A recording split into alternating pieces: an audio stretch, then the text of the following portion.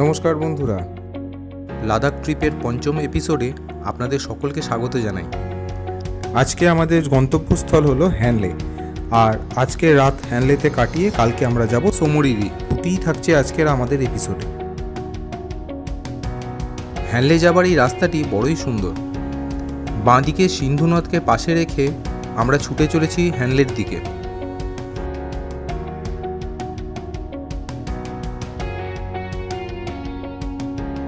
লোমা bridge পেরিয়ে হ্যানলে যাওয়ার ঠিক আগে পড়বে রঙ্গ ভ্যালি। সবুজে মোড়া রঙ্গ ভ্যালিতে দেখা যাবে ঘোড়দৌড়। হ্যানলে রিজিয়ন বিখ্যাত ওয়াইল্ড লাইফের জন্য। এখানে প্রচুর পরিমাণে কিয়ান দেখা যায়। সেন্ট্রাল এশিয়ান এই প্রাণীটি ঠিক ঘোড়াও নয় আবার গাধাও নয়, তবে যথেষ্ট স্টার্ডি ও শক্তপোক্ত এই কিয়ান। আরও এক ধরনের প্রাণীর বাহুল্য দেখা যায় এখানে, তা হলো মারমার। মাটির মধ্যে গর্ত করে থাকে এরা। মারমার হলো এক ধরনের রোডেন্ট যারা আয়তনে খরগোশ বা বেজির মতো, কিন্তু আকারে একেবারেই আলাদা। প্যাংগং লেক থেকে হ্যানলে 165 কিলোমিটার দূরত্ব, যেতে সময় লাগে 5 ঘন্টার মতো। আমরা প্রায় বিকেলবেলা পৌঁছলাম হ্যানলে। ওই দেখা যায় পাহাড়ের উপর নাইট স্কাই অবজারভেটরি।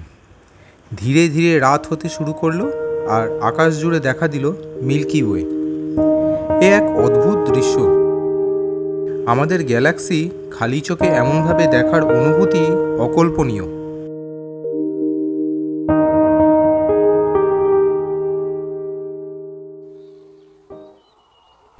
রাত পেরিয়ে কখন ভোর হয়েছে খেয়াল হয়নি। পূবের আকাশ পরিষ্কার হতে শুরু করেছে। মর্নিং ওয়াকে বেরিয়ে পড়লাম হ্যানলে গ্রামটি ঘুরে দেখতে।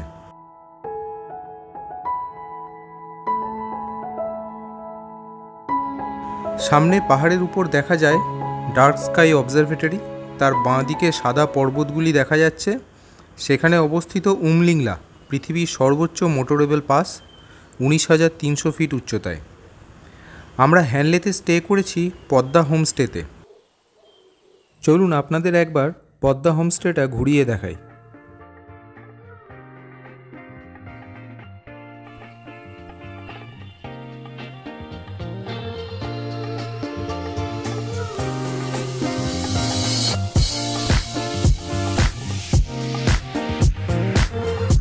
এখানে ইলেকট্রিসিটি জেনারেট করা হয় মেনলি সোলার পাওয়ার ইউজ করে। ওইখানে জল গরম হচ্ছে সোলার পাওয়ার ইউজ করেই।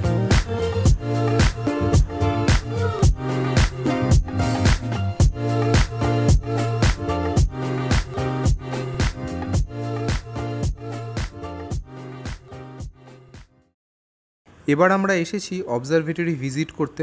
এটি ভারতবর্ষের একমাত্র নাইট স্কাই অবজারভেটরি। এর ভেতরে রয়েছে একটি গামা রে টেলিস্কোপ। হ্যানলের ঠিক মাঝামাঝি একটা পাহাড়ের উপর অবস্থিত এই অবজারভেটরি। এখানে একদম কাছাকাছি কোনো পর্বত নেই। যেগুলো দেখা যাচ্ছে রেঞ্জটা, সেটা এখান থেকে বেশ দূরে, ফলে নাইট স্কাই অনেক দূর পর্যন্ত অবজার্ভ করা যায়। এখন সকাল 10টা বাজে। ঠিক এই সময় এই অবজারভেটরিটা খোলা হয়। লাকিলি আমরা ভেতরে ঢুকতে পারলাম। ওপরে গম্বুজের মাঝ বরাবর একটা চ্যানেল আছে যেটা রাতের বেলা খুলে যায়। আর এই হলো সেই গামা রে টেলিস্কোপ, যার মধ্যে ধরা পড়ে বিভিন্ন মহাজাগতিক ছবি। এখানে কিছুক্ষণ সময় কাটিয়ে আর কিছু ছবি তুলে আবার শুরু হলো আমাদের পথ চলা।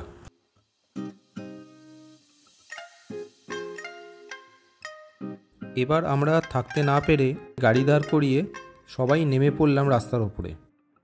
ক্যামেরাবন্দি হলো বিভিন্ন মুহূর্ত।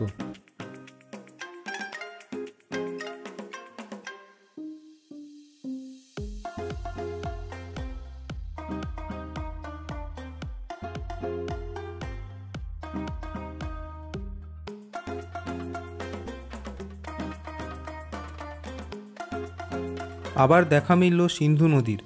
আমরা পৌঁছলাম নিয়মাতে আমরা লাঞ্চ করব। আর কারো যদি ক্যাশ তোলার থাকে তাহলে এখানে একটি SBI এর ব্রাঞ্চও আছে।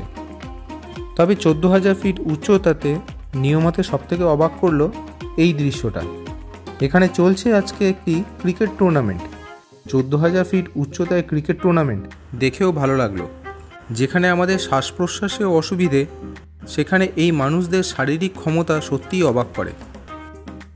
এটা হলো মাহে ব্রিজ। সিন্ধু নদীকে আরেকবার ক্রস করে আমরা এগোবো সোমরিরির দিকে। কিছু দূর চলার পর একটি লেক দেখা গেল। না, এটি সোমরিরি নয়, এর নাম কিয়াগার সো। কিয়াগার সো থেকে অদূরেই আছে সোমরিরি, বাট কিয়াগার সো এর সৌন্দর্য কোনো অংশে কম নয়। পর্বত বেষ্টিত সুন্দর কিয়াগার সোকে পাশ কাটিয়ে আমরা একটি টেবিল ল্যান্ড ক্রস করে এগোলাম সোমরিরির দিকে।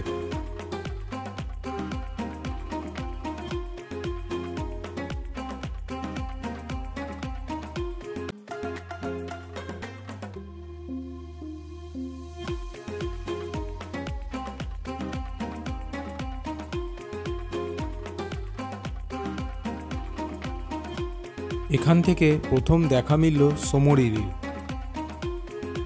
ট্রাভেলারের ভেতরে কাঁচ বন্ধ করে বসে আছি, তাই বাইরের টেম্পারেচারটা বোঝা যাচ্ছে না। হঠাৎ রাস্তার পাশে নজর পড়ল জমে থাকা বরফে, ফলে বুঝতে পারলাম বাইরের টেম্পারেচার এখানেও সাবজিরোতে। আমাদের দুই ট্রাভেলার একে অপরকে টেক্কা দিতে দিতে পৌঁছে গেলাম সোমরিরি।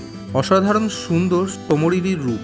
সোমরিরির পেছনে দেখা যায় মাউন্ট গায়া, যার এক পাশে হলো চায়না। ধীরে ধীরে আমরা সোমরিরির আরও কাছে যাচ্ছি, আর ততই মনোমুগ্ধ হচ্ছি সোমরিরির রূপ দেখে। অপূর্ব তার জলের রং। এখন আকাশের যে নীল রংটা, তার রিফ্লেকশনে সোমরিরিকে অপূর্ব লাগছে।